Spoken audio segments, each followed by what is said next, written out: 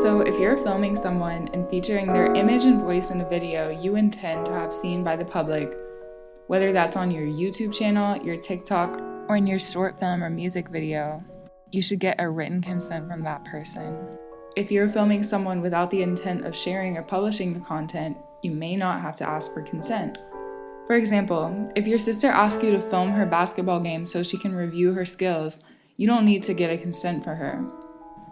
But what if, instead of simply watching her own gameplay, your sister takes the footage of her and her teammates playing basketball and edits it and uploads it to a channel called Swish Girls, where she monetizes the videos? Sounds like a pretty good idea if she has skills. But if she didn't get a written consent from her teammates' parents, they have every right to ask YouTube to take the videos down and to even sue your sister. But don't be too scared. In general, if you're filming a crowd of people in a public space such as a park or mall, it's unlikely you'll need consent forms.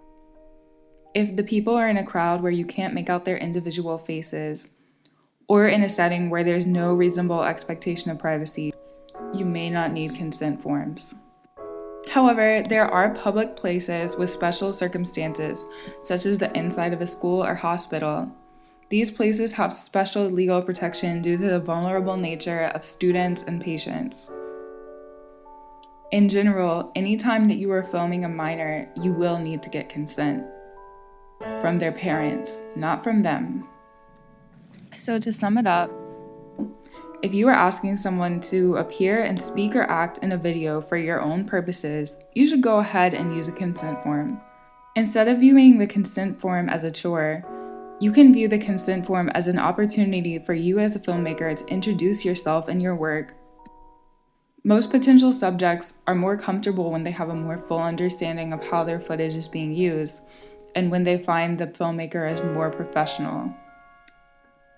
As a good practice, always keep an extra copy of your consent form to give to a subject for their records, and leave your name and contact info.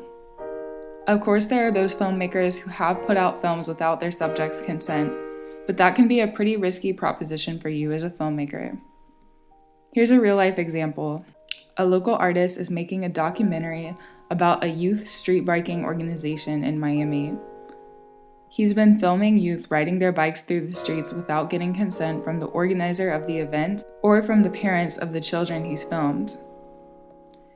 He plans to submit his documentary to Sundance and other local film festivals.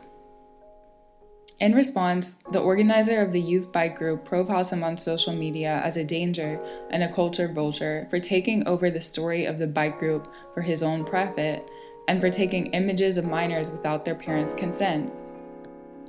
His reputation in the community suffers, and he loses funding and support. If he's filming minors without consent and publishing it, he's lucky that charges were not pressed. And remember, even without a lawsuit, it can be crucial for documentary filmmakers to maintain positive relations with their subject and their subject's communities. There is always difficulty to creating the point you want to make while portraying individuals in a way that they appreciate. But if you do have consent forms signed by your subject, they will have a hard time blocking your content if they do change their mind later during the process. Here's a real-life example. In 1988, a documentary filmmaker named Errol Morris released a movie that would determine a man's fate. The Thin Blue Line was a groundbreaking documentary that looked into the trial and conviction of Randall Dale Adams for the murder of Texas police officer Robert Wood. Eventually, the film reveals that the crime was not committed by Randall Adams. Adams had spent 12 years in prison before his conviction was overturned, largely because of the evidence uncovered in the film. After his release, Randall Adams took up a lawsuit against filmmaker Errol Morris upon the grounds that he wanted rights to his story. Mr. Adams and Mr. Morris had made a written agreement before the film was produced that Mr. Adams would be paid $10 if Mr. Morris made a documentary film, or $60,000 and 2% of profits if he made a commercial film. The agreement stood, and though Adams had full rights to his story, he did not have further rights to the movie The Thin Blue Line, which was a critical success but still put the filmmaker in debt. So now that we've reviewed a few of the reasons you may need to get a consent form signed, as well as reviewed a few forms, are you ready to go and put it into practice? Let's go to the newsroom.